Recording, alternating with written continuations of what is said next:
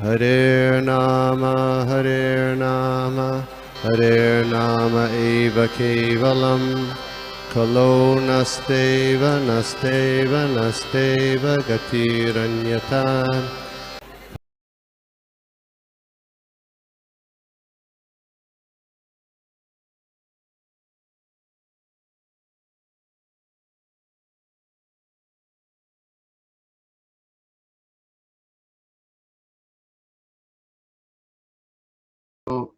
We will start with the prayers. Hare Krishna. Om Namo Bhagavate Vasudevaya. Om Namo Bhagavate Vasudevaya. Om Namo Bhagavate Vasudevaya. Narayanam Namaskrityam Naram Chaiva Narottamam. Devim Saraswatim Vyasam Tato Jayam Mudirayet. Nashtaprayeshu Abhadreshu Nityam Bhagavata Sevaya. Bhagavati Uttama Shloke Bhaktir Bhavati Naishtuki. Namam Vishnu Padaya Krishna Preshtaya Bhutale. श्रीमते भक्ति वेदांत स्वामी निति नामिने नमस्ते सारस्वते देवी गौरवाणी प्रचारिणे निर्विशेष शून्यवादी पाश्चात्य देशतारिणे जय श्री कृष्ण चैतन्य प्रभु नित्यानंद श्री अद्वैत गदाधर श्रीवासादि गौर भक्त वृंद हरे कृष्णा कृष्ण कृष्णा हरे हरे हरे राम राम राम हरे हरे हरे कृष्णा कृष्ण कृष्णा हरे हरे हरे राम राम राम हरे हरे हरे कृष्णा कृष्ण कृष्णा हरे हरे हरे राम राम राम हरे हरे हरे कृष्ण मंत्र की जय। श्रील प्रभुपाद की जय। हरे कृष्णा। सो सभी भक्तों को धन्यवाद। So let's start the revision. हमने क्या क्या देखा था, स्टार्ट हम उसको देखते क्या क्या हमने इस श्लोक में कवर किया है। तो अगर हम पिछले अध्याय जो थर्ड चैप्टर अगर हम देखते हैं, थर्ड कैंटो का, तो उसमें हमने देखा था कि भगवान के जो अलग अलग लीलाओं को संक्षेप में वर्णन किया गया था थर्ड चैप्टर में। क्यों वर्णन किया गया था? ये जो वृंदावन की लीला है, बिकॉज हम जब 10th कैंटो में जब हम पहुंचेंगे, जहां पे हमें भगवान की जो लीला है वो विस्तार रूप से हम देख पाएंगे। तो इस अध्याय में विदुर जी जो है उद्धव जी को मिलते हैं और फिर उद्धव जी उनको मैत्र ऋषि के पास जाने के लिए कहते हैं। तो इस अध्याय में उसका पूरा वर्णन हुआ है, कैसे आखिर में जो विदुर जी है वो मैत्र ऋषि के पास जाते हैं। तो अगर हम इस अध्याय में टोटल 36 श्लोक है। तो द फर्स्ट 3 श्लोका, द 1 से 3 श्लोका में अगर हम एटलीस्ट हम इसको ये सब श्लोक से हमको थोड़ा थोड़ा याद आया कि हमने क्या क्या सुना था। तो द फर्स्ट 3 श्लोका, इसमें यदुवंशी कैसे इस जगत में लीला समाप्त करके चले गए उसके बारे में वर्णन हुआ। ये जो पहले के 3 श्लोक,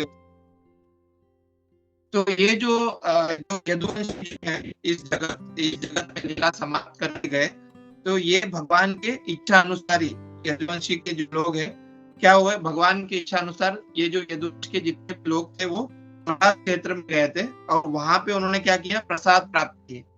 फिर उन्होंने वहां पे चावल से वो एक शराब था उसको उन्होंने पी लिया।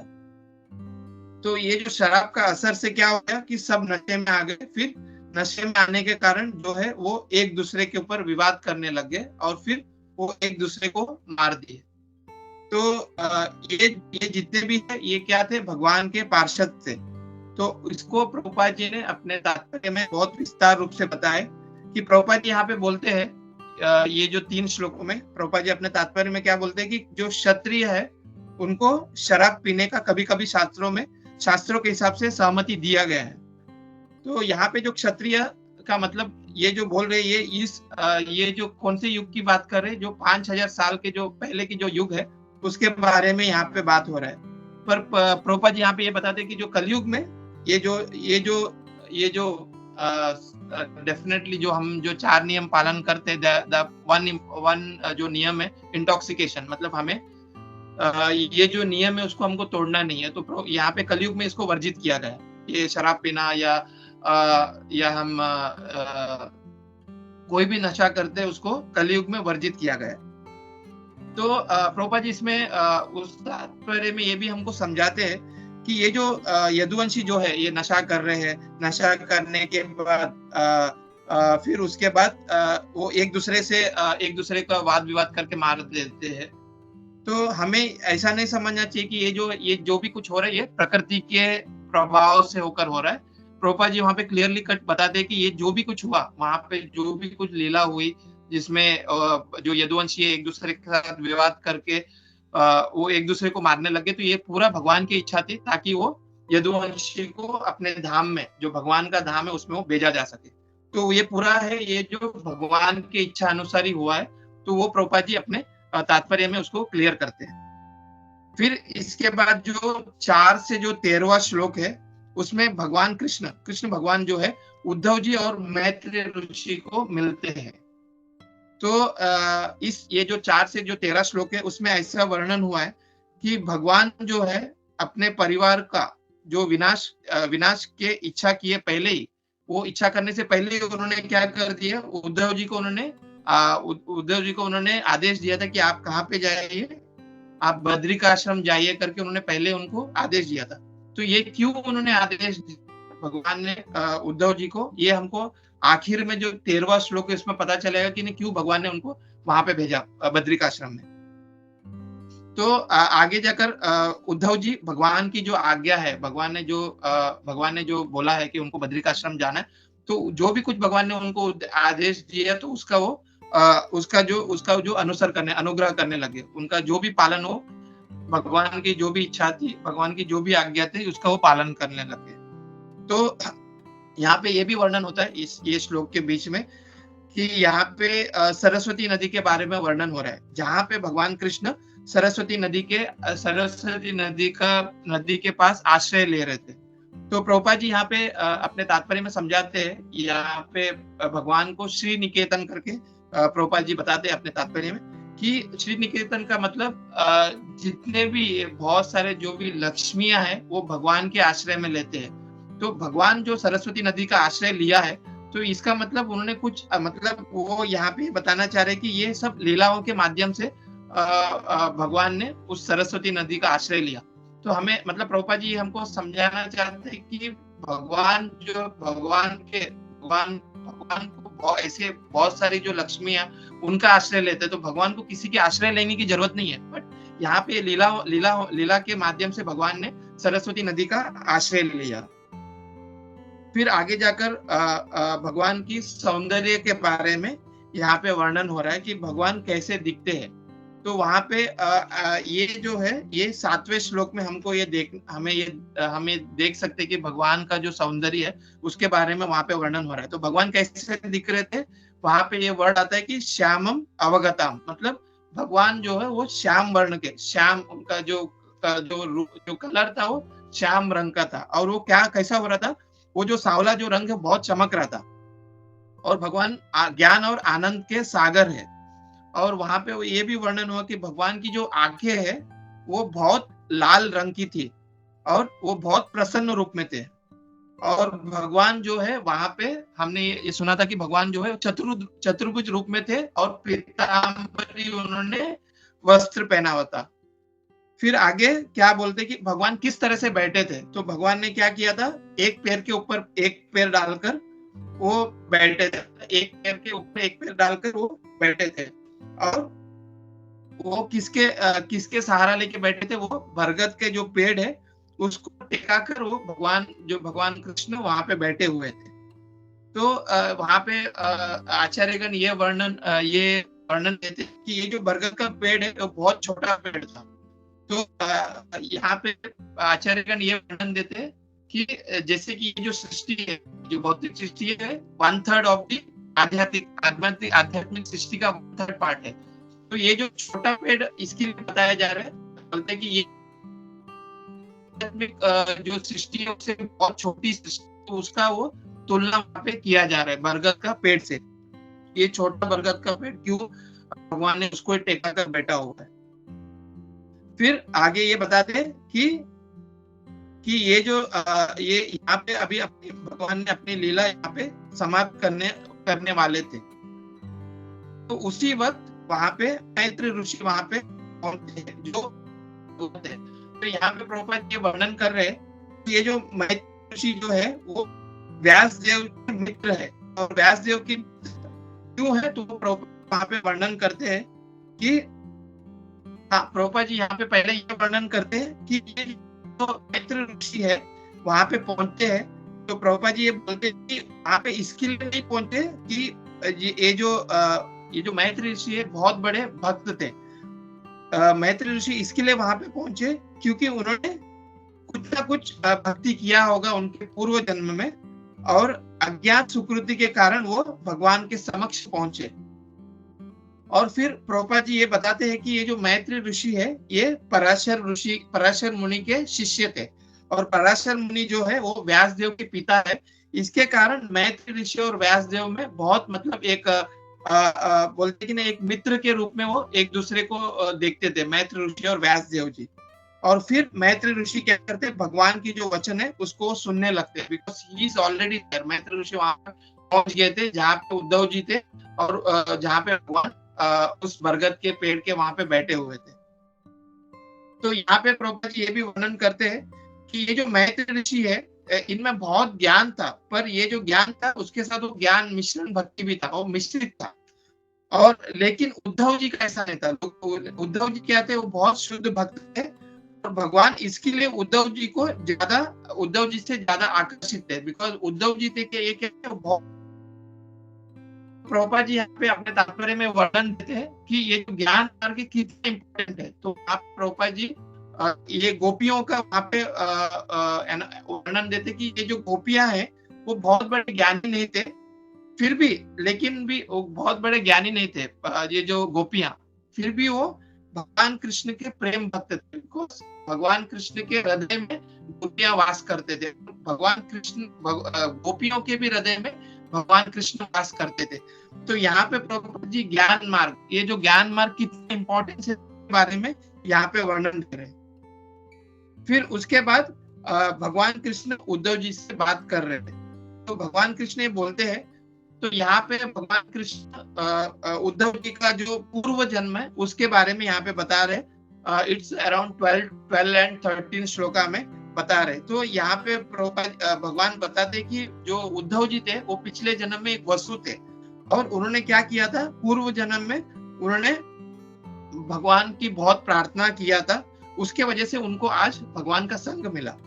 और भगवान भी वही बोल रहे कि आपने इतनी तपस्या की, उसके वजह से मैंने ये जो वरदान है आपको मैंने दिया कि ताकि आप मेरा संग कर। तो प्रभुपाद जी उस तात्पर्य में प्रभुपाद जी भागवत गीता के 15वें अध्याय का 15वां श्लोक कोट करते, जो है सर्वस्य चाहम हृदय सन्निविष्टो। मतलब यहाँ पे भगवान को सब कुछ पता है। भगवान अपने हृदय में वास करते, तो भगवान को सब कुछ पता है। और प्रभुपाद जी उसी तात्पर्य में 4थे अध्याय का 11वां नंबर श्लोक भी कोट करते, जहाँ पे प्रभुपाद जी ये बता रहे हैं कि जैसे जैसे हम भगवान से आदान प्रदान करते वैसे ही भगवान उसका रिस्पॉन्ड करते हैं। तो वो प्रभुपाद जी अपने तात्पर्य में बताते हैं। और वहां पे फिर भगवान उद्धव जी को ये बोल रहे हैं कि ये जो आपका जो ये जीवन है आखिरी जीवन है, इसके पश्चात आप सीधे वैकुंठ धाम में पहुंचोगे। और फिर बट अभी मैं अपनी लीलाएं समाप्त करके जाना चाहता हूँ, वो भगवान वहां पे उद्धव जी को बताते हैं। फिर इसी जो श्लोक है, ये जो श्लोक है जो 14 नंबर जो श्लोक है, या यही श्लोक में प्रभुपाद जी यहाँ पे एक एनोलॉजी वहां पे देते हैं कि जैसे सूरज जो है, जब सूर्य उगता है, जैसे कि आज हम इंडिया में बैठे हैं तो यहाँ अमेरिका में रात हो जाता है, और जब अमेरिका में सूरज दिखता नहीं है, और जब अमेरिका में सुबह होता है तो इंडिया में हम सूरज को देख नहीं पाते, बट सूर्य जो है वहीं पे आसमान में स्थित है। तो उसी तरह से प्रभुपाद जी एनोलॉजी के द्वारा हमको ये बताना चाह रहे कि जो भगवान की जो लीला है वो नित्य रूप में रहता है। भगवान आज यहाँ पे लीला कर रहे, फिर कहीं जाके दूसरी जगह पे भी भगवान का लीला चलता रहता है। तो वो एनोलॉजी प्रभुपाद जी अपने तात्पर्य में देते हैं। फिर यहाँ पे उद्धव जी ये भी बता रहे हैं कि उद्धव जी की ये इच्छा थी कि उन्हें जो भगवान ने ब्रह्मा जी को जो ज्ञान दिया था चतुर्श्लोकी भागवत के रूप में, तो वही ज्ञान उनको भी सुनना था। और वो जो ज्ञान है प्रभुपाद जी बताते हैं कि ये जो ज्ञान है जो भगवान ने उद्धव जी को दिया था, वो विस्तार रूप से हमें 11वें स्कंद में उद्धव गीता के रूप में हम वो देखेंगे आगे जाकर 11वें स्कंद में। तो ये जो था, ये पूरा 9वें से 34 श्लोक से 11वें श्लोक तक का ये वर्णन है।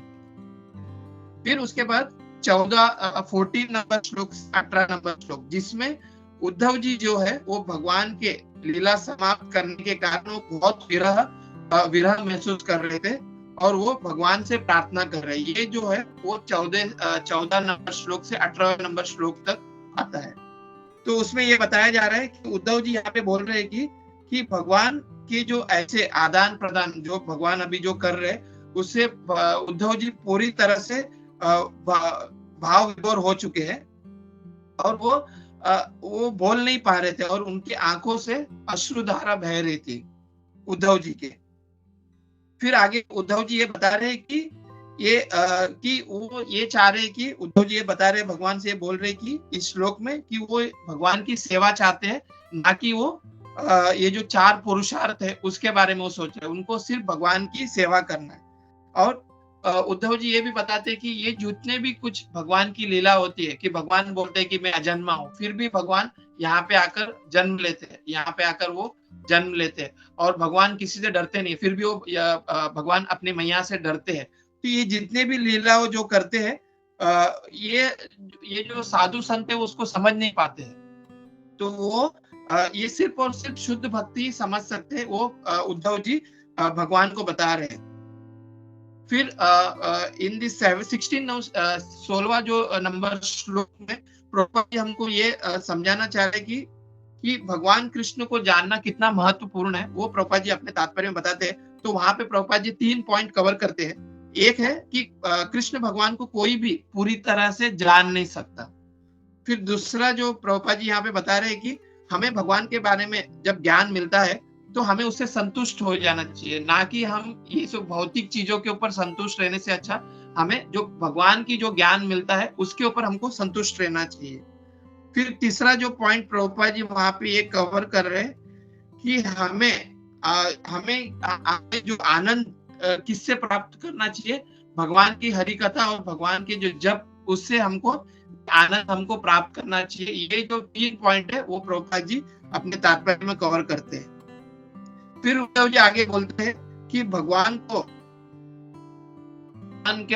से वो बातचीत करते हैं और भगवान से बोलते हैं कि जब आप मुझे बुलाते थे और मुझसे पूछते थे कि मुझे क्या कार्य करना चाहिए और मुझे कैसे ये जो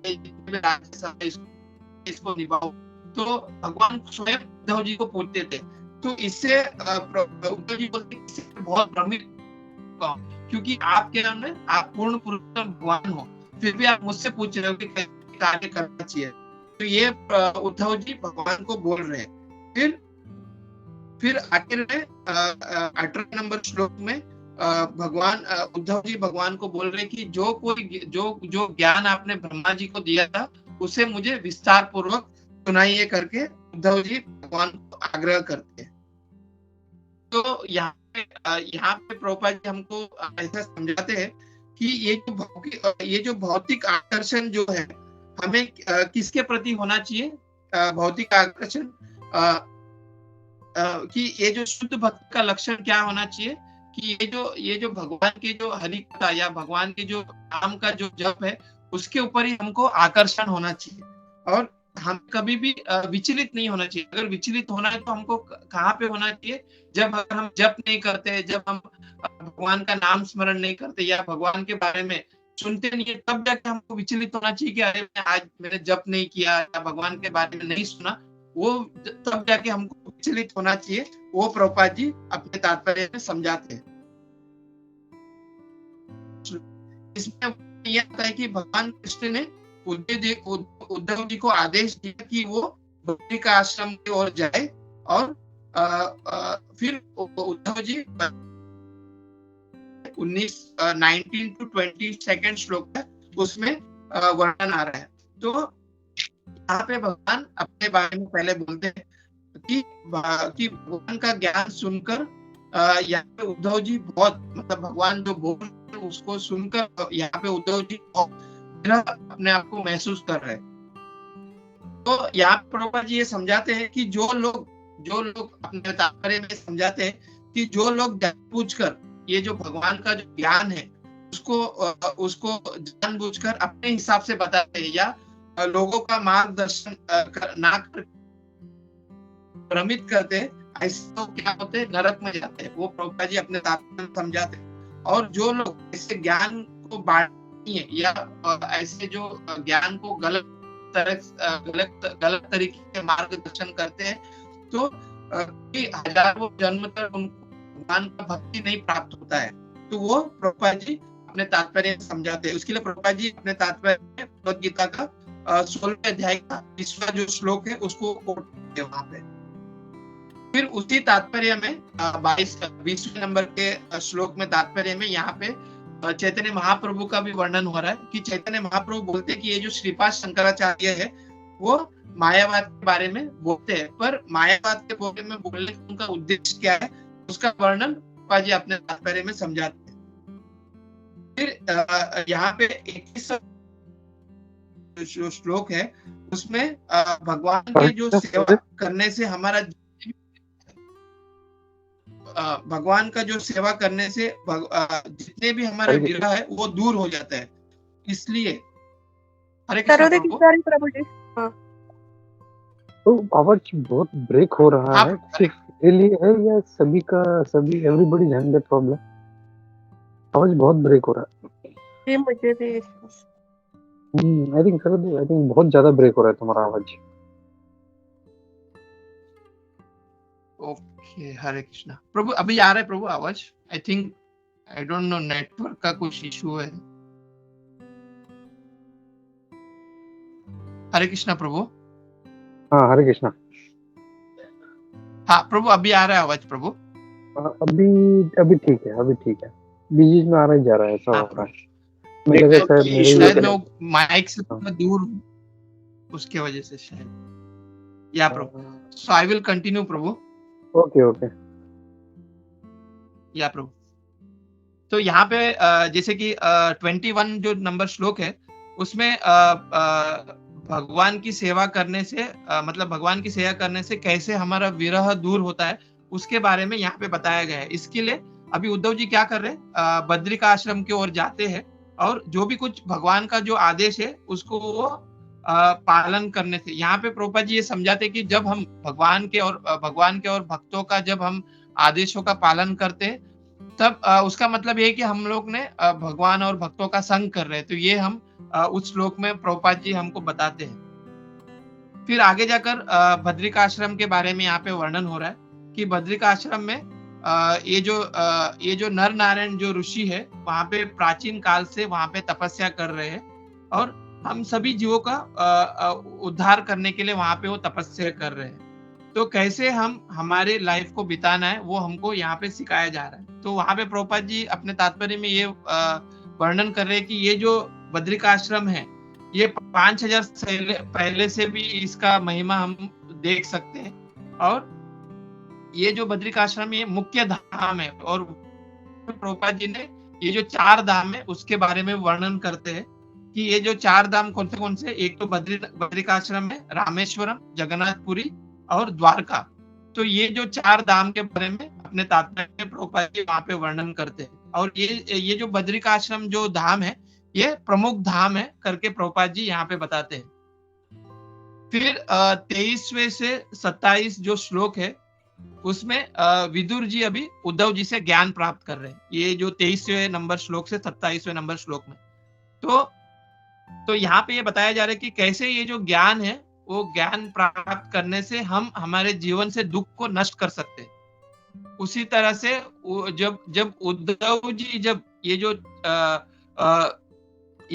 जो ज्ञान जब विदुर जी को सुना रहे थे कि ये जितने भी यदुवंशी है उन्होंने अपना देह त्याग करके अभी फिर से लौट गए हैं, तो उससे क्या हो गया कि ना विदुर जी बहुत मतलब उनको बहुत फील होने लग गया, मतलब उनको बहुत दुख होने लग गया। बट उन्होंने क्या किया, ये जो फिर उसके बाद उन्होंने क्या किया विदुर जी ने, ये जो आध्यात्मिक ज्ञान प्राप्त करके अपने मन को उन्होंने वश में कर लिया। तो प्रभुपाद जी अपने तात्पर्य में ये बताते हैं कि हमारे जो लाइफ में भी, हमारे जो घर परिवार में भी अगर कोई व्यक्ति, हमारे जो रिलेशनशिप में अगर कोई व्यक्ति का निधन होता है तो हमें भी बहुत दुख होते हैं, हमें भी बहुत दुखी होते हैं हम। पर ये जो भक्तों को ये शिक्षा, मतलब ये सीखना चाहिए कि कैसे हम उसी वक्त आध्यात्मिक ज्ञान या भक्तों के बीच में जाके या भगवान के हरि कथा या भगवान का जप करके हमें ये जो दुख को हमें वश में करना चाहिए करके प्रभुपाद जी हमको सिखाते हैं।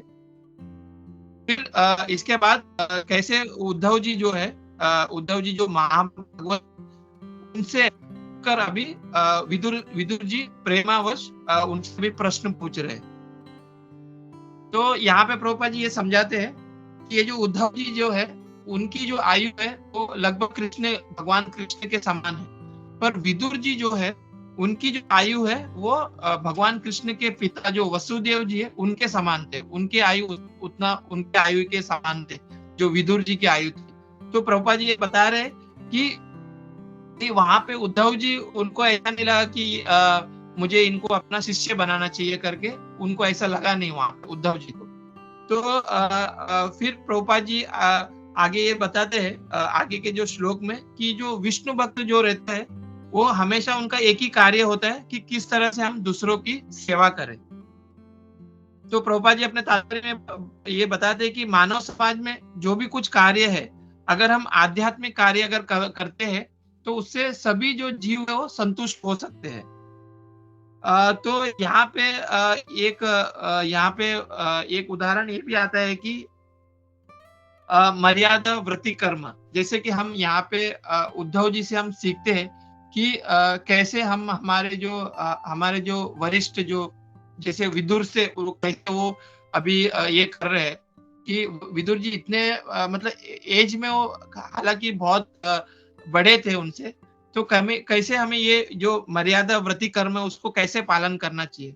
तो यहाँ पे हमें जब भी हमारे जो वरिष्ठ भक्त हैं उनको हमेशा, भले ही हमारे पास कितने भी ज्ञान हो, पर हमें हमेशा अपने जो वरिष्ठ भक्त है उनको पहला चांस देना चाहिए। तो ये जो मर्यादा व्रति कर्म ऐसा है कि अगर इसका हम उल्लंघन करते हैं तो हम क्या होगा कि हमारी आयु, ऐश्वर्य और हमारे जो पुण्य है वो क्षीण हो जाता है। तो यहाँ पे एक छोटी सी कथा ये आती है कि ये जो परम पूज्य राधानाथ स्वामी महाराज का एक कथा आती है कि एक समय इस्कॉन के कई सारे महाराज मठ में बैठे हुए थे और कुछ प्रोग्राम अटेंड कर रहे थे। वहां पे राधानाथ स्वामी महाराज भी आए थे, आसन में बैठे हुए थे। उसी प्रोग्राम में जब प्रभुपाद जी के जो गॉड ब्रदर है उस प्रोग्राम में जब एंटर हुए तो तुरंत राधानाथ स्वामी महाराज अपना जो ज्ञान है उसको छोड़कर उनको प्रभुपाद जी के जो गॉड ब्रदर है, जो चैतन्य मठ के जो महाराज थे, उनको पहला उन्होंने चांस दिया बोलने का कि आप इस व्यासासन में आकर आप हमें कुछ बताइए करके उनको पहला चांस दिया। तो इससे परम पूज्य राधानाथ स्वामी महाराज से हम ये सीख सकते हैं कि ये जो मर्यादा व्रति कर्म है जो यहाँ पे उद्धव जी जैसे विदुर से जो वार्तालाप या जो ये कर रहे हैं, तो हमको सीखना चाहिए कि हमें हमेशा जो हमारे जो वरिष्ठ भक्त है उनको हमेशा हमें पहला चांस देना चाहिए, भले ही हम कितने भी हम ज्ञानी हो, हम भक्ति में बहुत आगे हो, बट हमें हमेशा वरिष्ठ भक्तों को हमें हमेशा चांस देना चाहिए। वो हमको यहाँ पे सिखाया जाता है। फिर उद्धव जी विदुर को बोल रहे हैं कि आप भी, इसीलिए विदुर जी क्या कर रहे हैं, विदुर जी को बोल रहे हैं कि आप जाके मैत्रेय ऋषि के पास जाइए और उनसे भगवान का जो ज्ञान है उसको आप लीजिए। उनसे आप भगवान का जो ज्ञान है उनसे उद्धव जी विदुर जी को बोलते हैं, बिकॉज मैत्रेय ऋषि ने भी पूरा जो ज्ञान था जो भगवान से स्वयं वो भी सुन चुके थे। तो उन्होंने डायरेक्टली उद्धव ने विदुर जी को बोला कि आप मैत्रेय ऋषि के पास जाइए। फिर उसके बाद हमने ये भी कहा बताते थे कि कैसे विदुर जी जो है भगवान का गुणगान तो जी भी उनके साथ पूरी रात हमने किया कि पूरी रात वो बैठकर संध्या का समय हुआ था और पूरा मतलब पूरी रात उन्होंने भगवान की कथा सुनने में इच्छा व्यक्त किया। भगवान उद्धव जी जो कथा बोल रहे थे और विदुर जी जो सुन रहे पूरी रात सुनते रहे। तो के बाद जो 28वें 32वां श्लोक उद्धव जी जो है बताते हैं कि उनका जो कर्तव्य क्या है, उनका क्या कर्तव्य है और जब भगवान जो लीला समाप्त करके भी चले उनका सेवा क्या है और उनका कर्तव्य क्या है उसका वर्णन ये 28 श्लोक से 32वां जो श्लोक है उस तो उसमें जो 28 श्लोक है उसमें महाराज से पूछ रहे हैं कि क्यों उद्धव अकेले यहाँ पे रह गए। हमने ये देखा था कि फर्स्ट श्लोक का यजुवंश पूरा भगवान की इच्छा था, यजुवंश की जितने भी लोग थे वो इस बात को छोड़कर चले गए। पर महाराज ये पूछ रहे कि ये तो उद्धव जी क्यों अकेले यहाँ पे रह गए और भगवान तो अपने लीला समाप्त करके जा चुके हैं, तो क्यों भगवान उद्धव जी को यहाँ अकेले छोड़ दिए। तो उस श्लोक में यहाँ पे प्रभुपाद जी श्रील गोस्वामी जी का यहाँ पे टिप्पणी देते हैं कि निधनम, यहाँ पे एक वर्ड आता है निधनम कर। हरे कृष्णा प्रभु जी, सॉरी प्रभु जी, हरे कृष्णा प्रभु जी। आप एक काम करोगे, आप वीडियो अपना ऑफ कर दीजिए।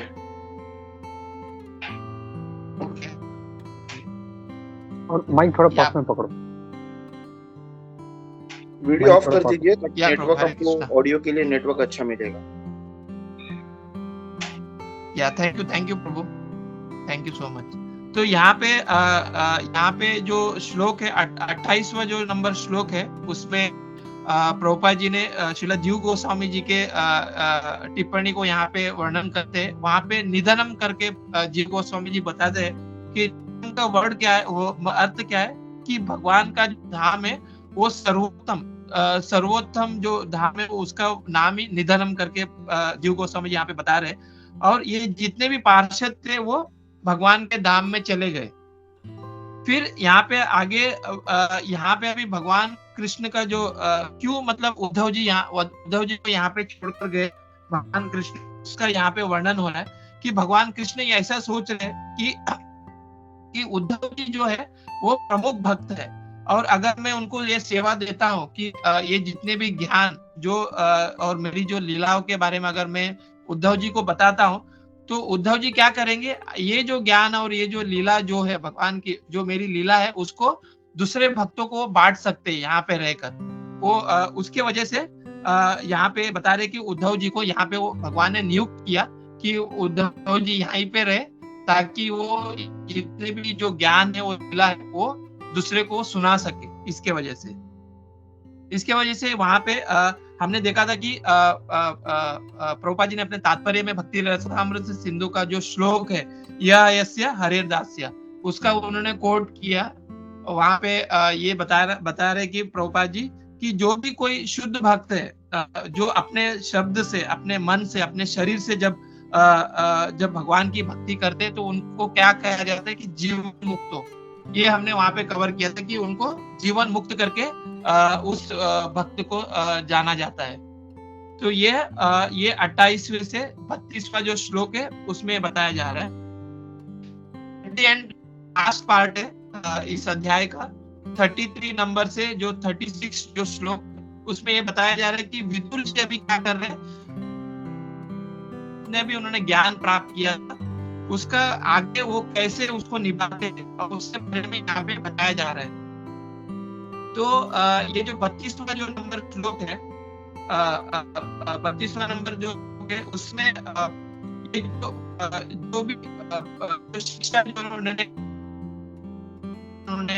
पालन किया उसके बाद ये जो उद्धव जी जो क्या होते हैं बद्रिकाश्रम पहुंच जाते हैं और वहां पे भगवान को पूरी तरह से ध्यान में वो बैठ जाते हैं। तो प्रभुपाद जी यहाँ पे ये समझाते हैं कि जो भगवद गीता का जो ज्ञान है और उसके बाद जो भागवतम का ज्ञान है, मतलब भागवतम का जो ज्ञान है वो बहुत विस्तार रूप से है। तो प्रभुपाद जी ये बताते हैं हमें हमेशा की जो गीता है वो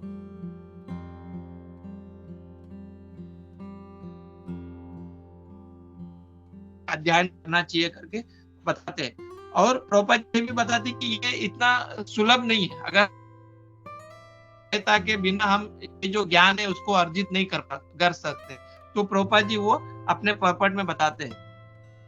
फिर उसी पर्पट में प्रभुपाद जी विश्वनाथ चक्रवर्ती ठाकुर का टीका को वहां लिखते हैं कि ये उद्धव जी को जो भी उद्धव जी को क्यों बद्रिकाश्रम में भेजे भगवान कृष्ण ने नरनारायण ऋषि के पास, क्योंकि वहां की संत है और नरनारायण ऋषि को वो बोल सके कि भगवान ने अपनी लीला समाप्त करके यहाँ से जा चुके हैं, और यदुवंशी थे वो भी भगवत धाम जा चुके करके बोलने के लिए उद्धव जी को बद्रिकाश्रम में भेजा गया था। वो विश्वनाथ चक्रवर्ती ठाकुर जी ने अपने टिप्पणी में लिखे हुए करके प्रभुपाद जी बताते हैं।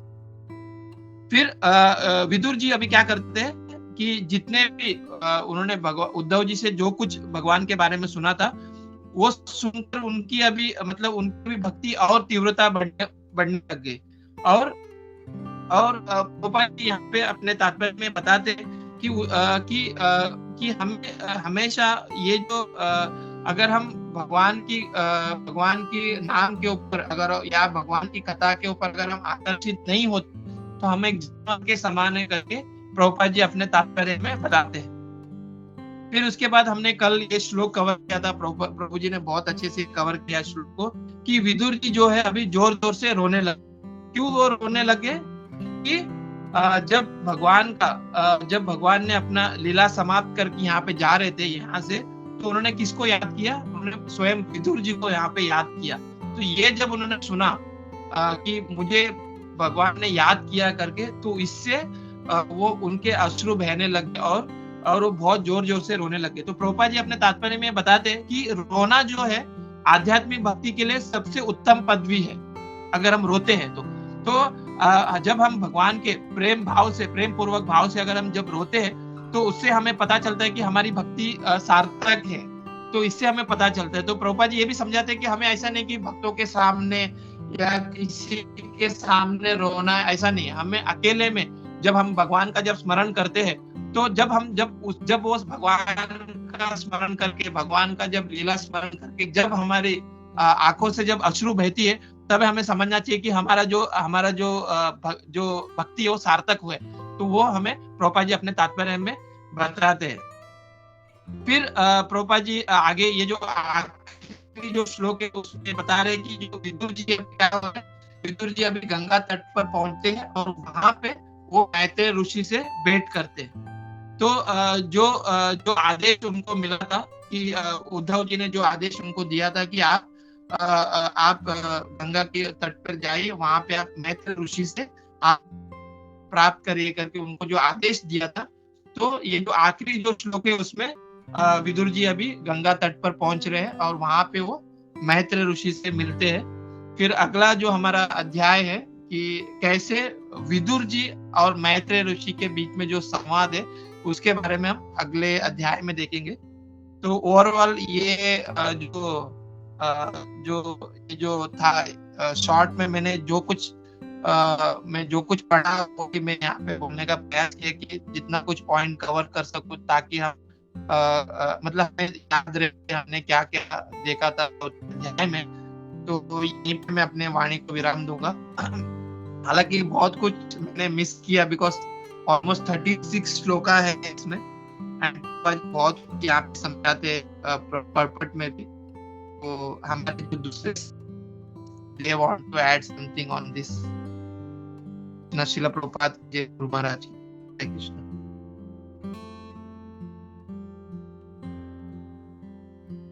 हरे कृष्णा प्रभु जी, दंडवत प्रणाम। हरे कृष्णा सभी भक्तों को दंडवत प्रणाम। प्रभु जी आप it was really very wonderful class. आपने बहुत अच्छा समराइजेशन दिया पूरे वर्स का। आपने कैटेगराइज भी किया कि कितने नंबर से कितने नंबर तक का सारा जो मूड है इस वर्स में ये बताएं कि भगवान जब यहाँ से डिसअपियर्ड हो रहे थे इस धरातल से, तो कैसे कैसे सारा यहाँ पास टाइम हुआ आपने ये बताया। प्रभु जी आपकी क्लास से कुछ रियलाइजेशन हम शेयर करेंगे। I don't have extra point to add here.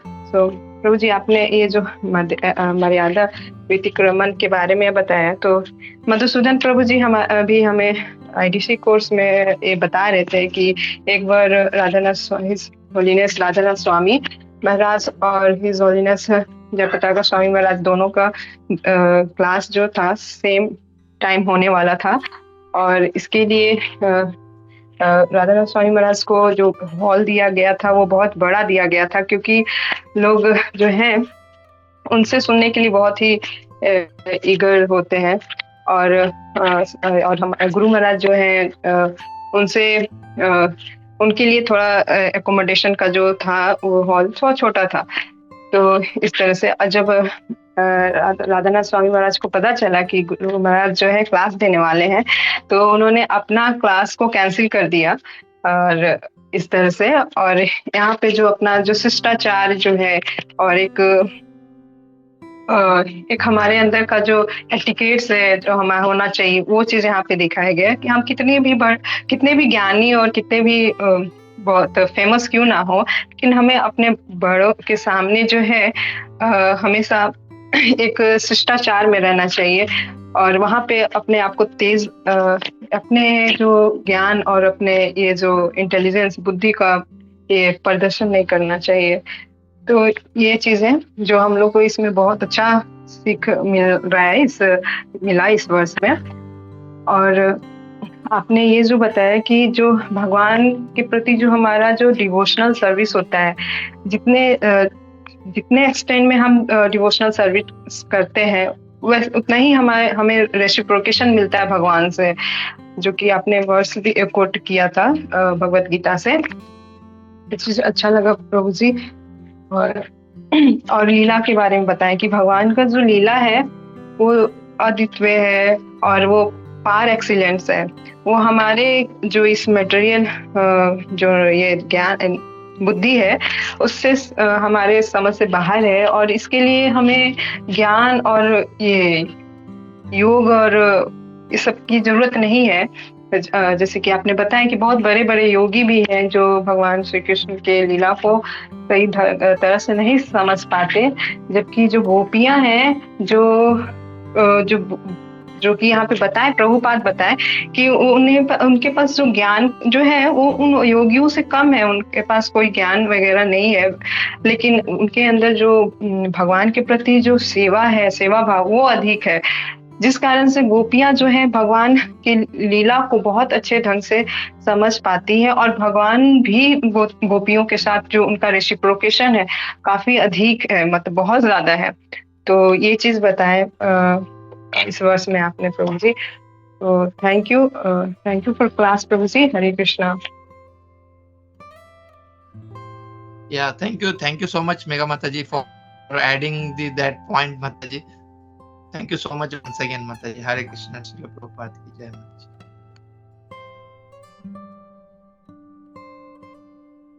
हरे कृष्णा प्रभु जी, दंड प्रणाम प्रभु जी। बहुत ही सुंदर क्लास था आज आपका, और इसमें मैंने जब ये श्लोक देखा तो मैंने सर्च किया, तो इसमें क्योंकि ये जो श्लोक है स्पेशली खासतौर पर ये जो वर्स, इसमें जब मैंने पढ़ा था गूगल पे तो वेदावेस में इसके ऊपर कुछ ज्यादा तात्पर्य नहीं दिया गया, और इसीलिए मैंने जब सर्च किया तो इस्कॉन जम्मू से दृष्टद्युम्न प्रभु जी का एक फेसबुक लेक्चर आया, तो मैंने उसमें देखा प्रभु जी ने कुछ श्लोक इसके पहले के समझाए, तो मैं उसी में से कुछ पॉइंट्स इकट्ठे किए, मैं वही बताना चाहूंगी।